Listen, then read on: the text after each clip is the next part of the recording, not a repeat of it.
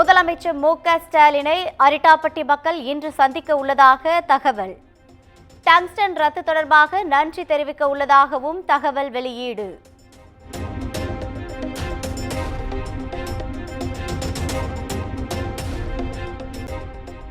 இந்திய எதிர்ப்பு போராட்டத்தில் உயிர் நீத்த மொழிப்போர் தியாகிகள் தினம் இன்று அனுசரிப்பு. சென்னையில் புதுப்பிக்கப்பட்ட தாளம்புத்து நடராஜர் நினைவிடத்தை இன்று திறந்து வைக்கிறார் முதலமைச்சர் மு.க.ஸ்டாலின்.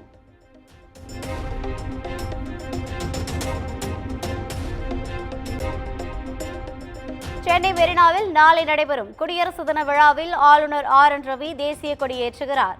முதலமைச்சர் மு.க.ஸ்டாலின் பதக்கங்களை வழங்க உள்ளதாக அறிவிப்பு.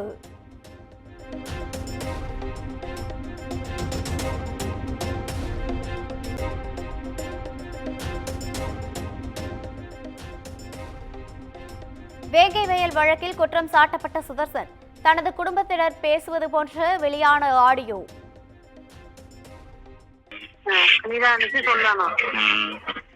ஒத்துக்கவே கூடாது, ஒத்துக்கவே கூடாது. இது அழைச்சி பேசணும், அட்டுக்கானும் ஒத்துக்கவே கூடாது. சரி. மேல்நிலை நீர்த்தேக்க தொட்டியில் மலம் கலக்கும் வீடியோவும் வலைதளங்களில் வெளியாகி பரபரப்பு.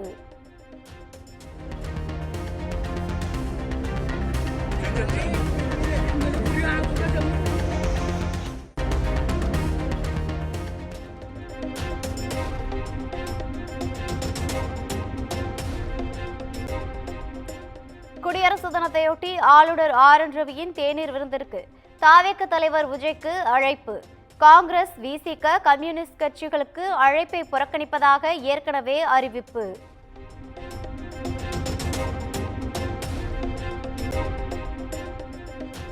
தமிழக கபடி வீராங்கனைகள் பாதுகாப்பாக உள்ளதாக துணை முதலமைச்சர் உதயநிதி தகவல்.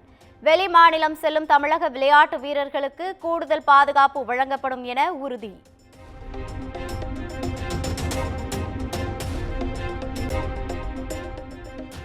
கோவையில் இருவர் உயிரிழக்க காரணமான வேட்டையன் என்ற ஒற்றை காட்டு யானை. வேட்டையனை பிடிக்க முத்து என்ற கும்கி யானை தயார்படுத்தப்படும் பணி தீவிரம்.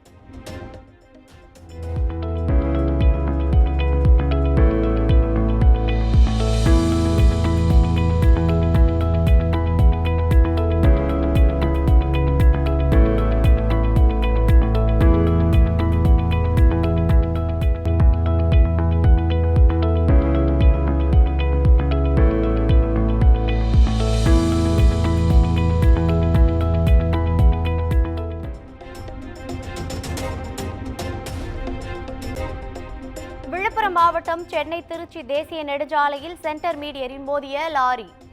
ஓட்டுநர் உயிர் தப்பிய நிலையில் விபத்து காரணமாக கடும் போக்குவரத்து நெரிசல்.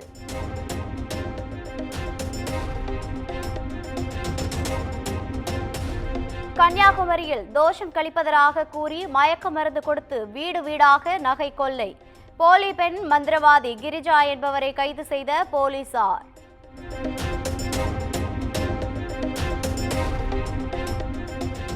அரசு பள்ளியில் மின்சாரம் தாக்கி மாணவன் உயிரிழந்த சம்பவத்தில் உரிய நடவடிக்கை எடுக்கவில்லை என குற்றச்சாட்டு.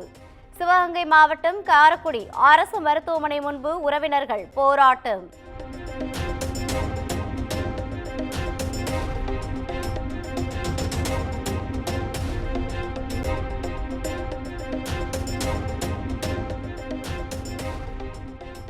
சேலத்தில் முதலீடு செய்தால் அதிக லாபம் தருவதாக 100 கோடி மோசடி செய்த வழக்கு. 3 பேர் கைது செய்யப்பட்டு 12 கோடி ரூபாய் பணம், 2.5 கிலோ தங்கம் பறிமுதல்.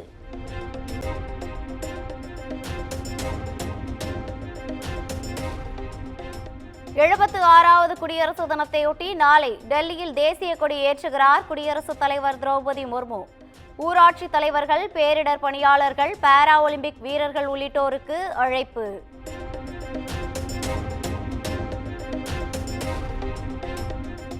புதுச்சேரி தனியார் பள்ளிகளில் கூடுதல் வகுப்புகளால் மாணவர்களுக்கு மன உளைச்சல் அதிகரித்துள்ளது. தேர்ச்சி விகிதத்தை உயர்த்தக்கூடும். நேரமாக சபாநாயகர் செல்வம் கேள்வி.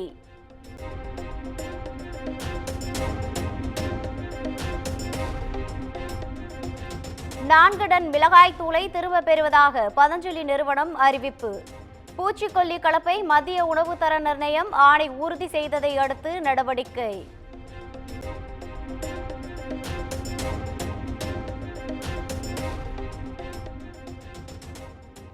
உத்தரப்பிரதேச மாநிலம் பிரயாக்ராஜில் மகா கும்பமேளா கோலாகலம்.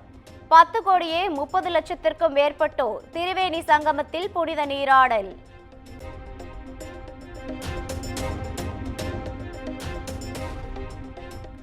NVS-2 செயற்கைக்கோள் GSLV-F-15 ராக்கெட் மூலம் வரும் 29ஆம் தேதி விண்ணில் ஏவப்படுவதாக அறிவிப்பு.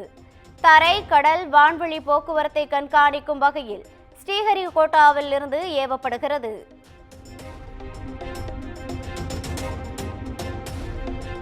மகாராஷ்டிரா மாநிலம் பாந்த்ராவில் உள்ள ஆயுத தொழிற்சாலையில் வெடி விபத்து.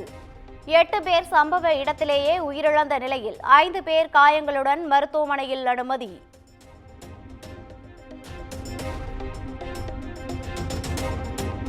இஸ்ரேலின் 4 பெண் ராணுவத்தினரை இன்று விடுவிக்கிறது ஹமாஸ். பதிலுக்கு 200 பாலஸ்தீனியர்கள் கைதிகளை விடுவிக்க இஸ்ரேல் முடிவு என தகவல்.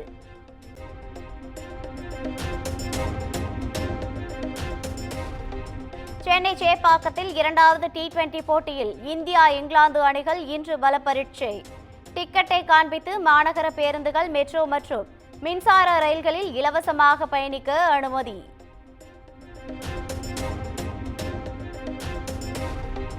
சென்னை உயர்நீதிமன்ற நீதிபதி குற்றம் சாட்டிய CBCID 3 தலித்துக்களை குற்றவாளிகளாக அறிவித்தது.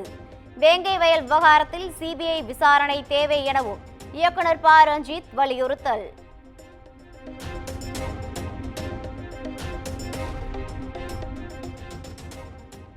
இங்கிலாந்தின் ஹாரோவியூ திரையரங்கில் பாதியிலேயே நிறுத்தப்பட்ட கங்கனா ரணாவத்தின் எமர்ஜென்சி படம். அத்துமீறிய சீக்கிய அமைப்புகள் மீது நடவடிக்கை எடுக்குமாறு இந்தியா வலியுறுத்தல்.